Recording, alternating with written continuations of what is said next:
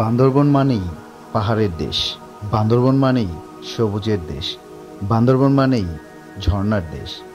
আর ঝর্ণার শব্দটাই কেমন যেন ছন্দময়, আনন্দময় আবহ জাগায় শরীর ও মনে। ইচ্ছে হয় ওর পানির সৌন্দর্য আর শীতলতায় ধুয়ে ফেলি জীবনের সব কালিমা।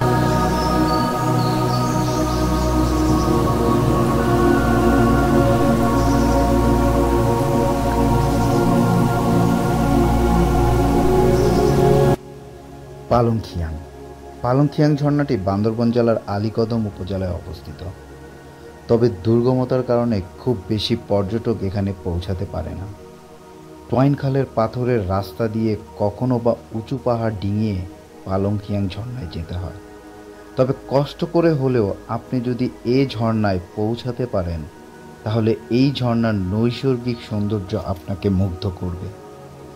এখানে শোনা যায় গাছের ডালে ডালে নানা রঙের পাখির কিচিরমিচির শব্দ, কিন্তু সব শব্দকে ছাড়িয়ে নিজের অস্তিত্বকে পানির স্রোতের কুলকুল ধ্বনিতে জানান দিচ্ছে পালংখিয়াং ঝর্ণা।